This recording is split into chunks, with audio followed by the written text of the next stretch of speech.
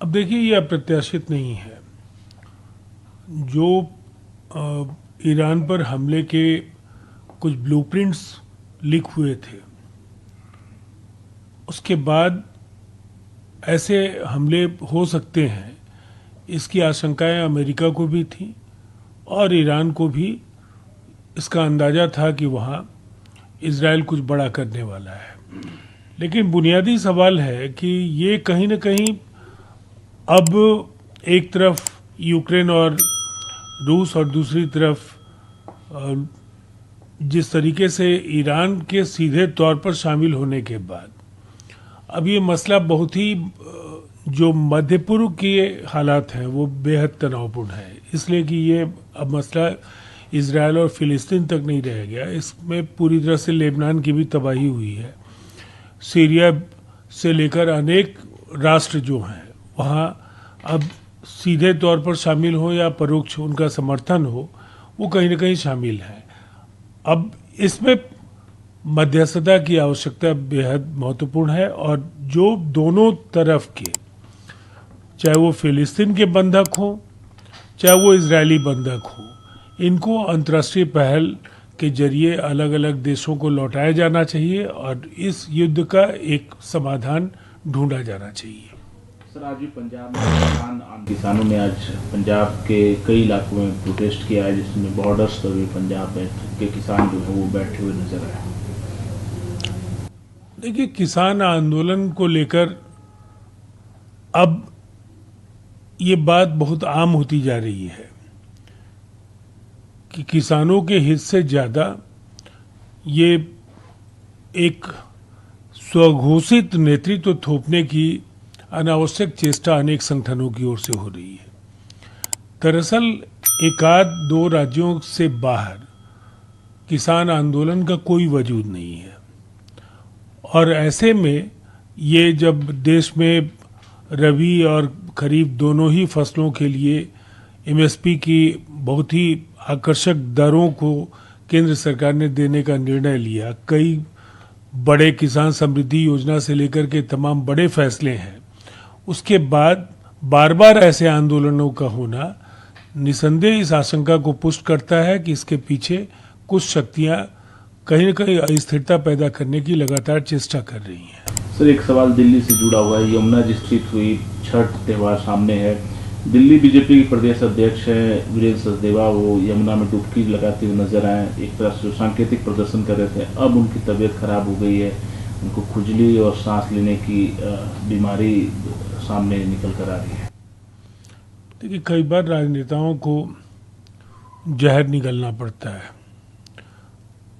अब इस दावे की हकीकत बताने के लिए कि जमुना अभी तक उतनी ही प्रदूषित है, उन्हें ये फैसला लेना पड़ा। लेकिन मुझे लगता है कि आप पार्टी के दावों की हकीकत अब जनता समझ गई है। अब निसंदेह जो कोशिशें हैं वो नाकाफी हैं और ऐसे में जो छठ की तैयारियां हैं और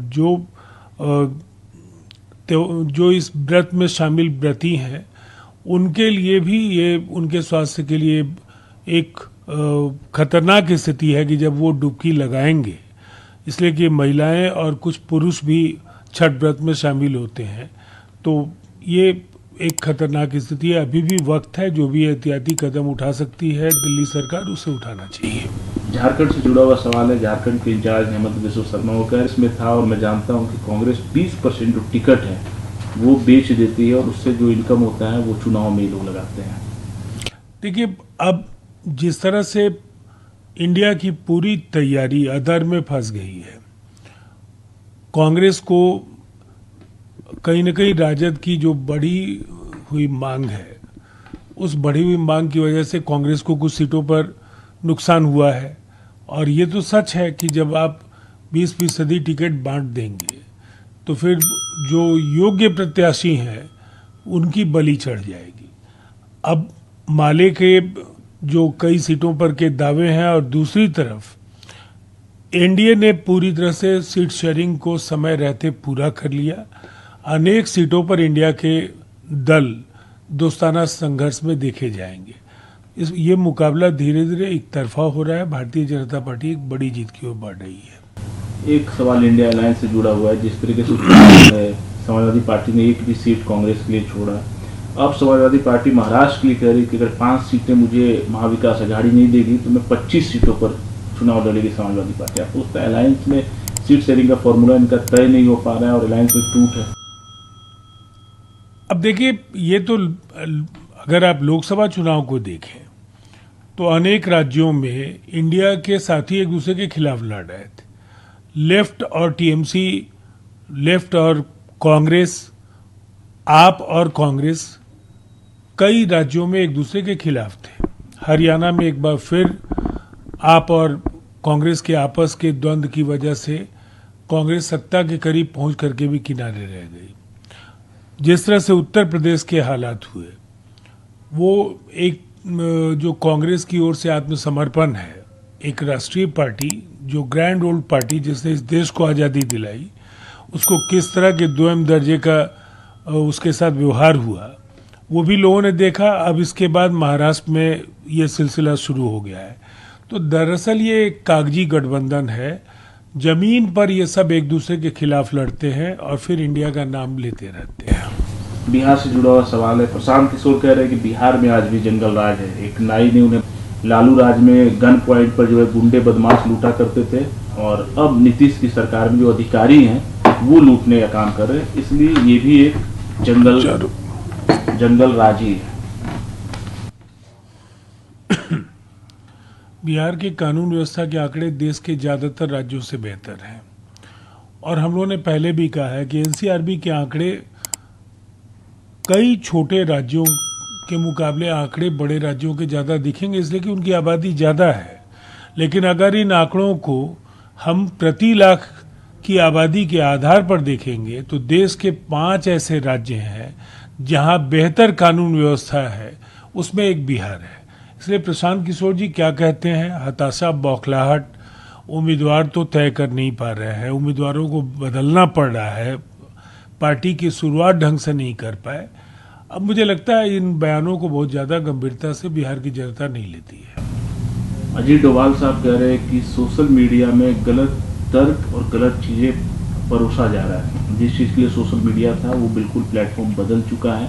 तर्क वहाँ पर बिल्कुल गलत और तथ्य जो है विहीन जो है पेश किया जा रहा है। निसंदेह सोशल मीडिया का जो सकारात्मक इस्तेमाल हो सकता था, आज कहीं ना कहीं ज़्यादा उसका गलत तरीके से इस्तेमाल हो रहा है।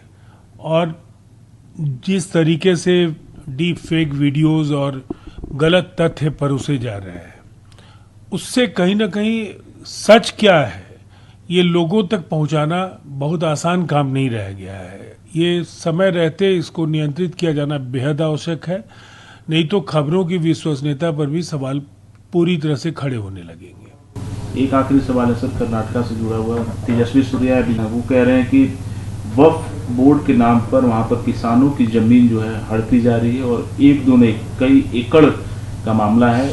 किसानों की जमीन जो है उनके नाम पर है, मोटेशन उनके नाम पे हो रहा है और वक्फ जो है उनकी जमीन हड़प ली है। वो कह रहे हैं कि पाकिस्तान में तब्दील करने की कोशिश हो रही है कर्नाटका। देखिए, हमारी पार्टी चाहती थी कि इस मसले को जेपीसी में भेजा जाए। जेपीसी में ये मसला गया। जेपीसी में जो भी स्टेक होल्डर्स हैं वो अपनी अपनी बातें रख रहे हैं। एक तार्किक परिणति पर ये मसला पहुंचे, सभी पक्षों को संतुष्ट कर पाए कोई भी फैसला, ऐसा ही समाधान हम लोग चाहते हैं। एक सवाल बिहार उपचुनाव से जुड़ा हुआ है। जिस तरीके से तेजस्वी यादव और पूरे परिवार उनका दावा कर रहे हैं कि उपचुनाव की सारी सीटें वो लोग जीतने वाले हैं, कैसे देखते हैं और आप लोग अपने जीत को लेकर कितने आश्वस्त हैं? देखिए, दिलचस्प है, अभी लोकसभा के चुनाव हुए और पूरी तरह से लुटिया डूब चुकी है राजद और उनकी पार्टियों की। 177 विधानसभा सीटों में एनडीए को बढ़त है।